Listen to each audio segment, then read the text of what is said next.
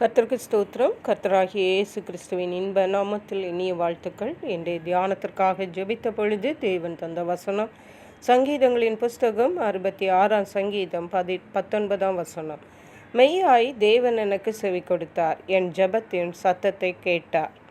நம்முடைய கர்த்தராகிய இயேசு கிறிஸ்து நம்முடைய ஜெபங்களை கேட்டு பதில் தருகிற தேவன். தாவீது ராஜா தன்னுடைய வாழ்க்கையிலே அநேக நேரங்கள் எல்லா நேரத்திலும் கர்த்தரை நோக்கி கூப்பிட்டார். எல்லா காரியங்களுக்கும் கர்த்தரை நோக்கி கூப்பிட்டார். அப்பொழுது எல்லாம் தேவன் அவருக்கு செவி கொடுத்தார். ஆகவே தான் அவர் சொல்லுகிறார், தேவன் எனக்கு மெய்யாய் செவி கொடுத்தார், என் ஜெபத்தின் சத்தத்தை கேட்டார். ஹல்லேலூயா. இன்றைக்கு நீங்களும் நானும் தேவனை நோக்கி கூப்பிடுவோமானால் அவர் நமக்கு செவி கொடுப்பார். அவர் நமக்கு பதில் செய்வார், பதில் அளிப்பார். முந்தின வசனத்திலே சொல்லுகிறார், என் இருதயத்தில் அக்கிரம சிந்தை கொண்டிருந்தேனானால், அதாவது 17ஆம் வசனம் சொல்லுகிறது, அவரை நோக்கி என் வாயினால் கூப்பிட்டேன், என் நாவினால் அவர் புகழப்பட்டார். 2 காரியத்தை தாவீது ராஜா செய்திருக்கிறார். ஒன்று, கூப்பிட்டார், வாயினால் கூப்பிட்டார். 2வது, நாவினால் தேவனை புகழ்ந்தார்.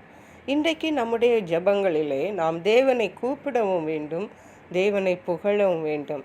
கர்த்தராகிய இயேசு கிறிஸ்துவை நோக்கி கூப்பிட்டால் நாம் தப்பிக்கொள்ளலாம். அவரை நோக்கி நாம் அவரை புகழ்ந்தால் நிச்சயமாகவே அவர் நமக்கு ஜெபங்களுக்கு பதில் தந்து பெரிய காரியங்களை செய்வார். 18ஆம் வசனத்தில் சொல்லுகிறார், என் இருதயத்தில் அக்கிரம சிந்தை கொண்டிருந்தேனானால் ஆண்டவர் எனக்கு செவி கொடார்.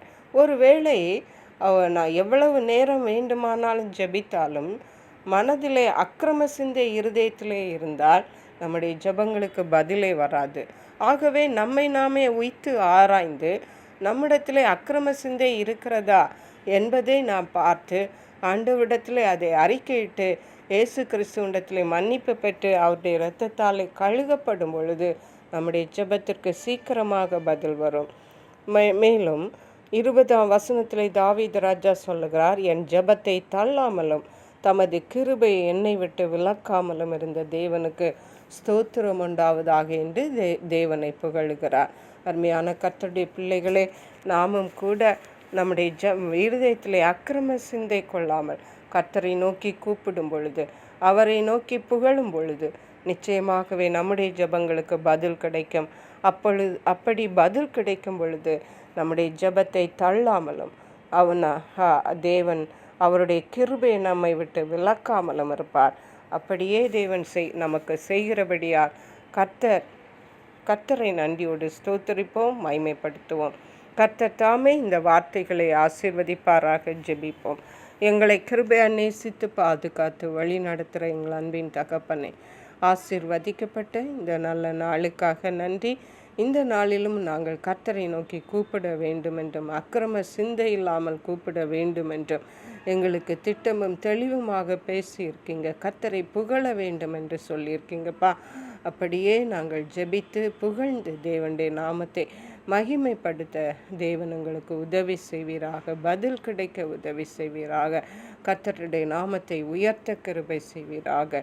நன்றி பரிசுத்த ஆவியானவரே, துதி கன மகிமை உமக்கே செலுத்துகிறோம். மீட்பரும் இரட்சகருமாகிய இயேசு கிறிஸ்துவின் இன்ப நாமத்தில் ஜெபிக்கிறோம் எங்கள் அன்புள்ள பரமபிதாவே. ஆமென். God bless you.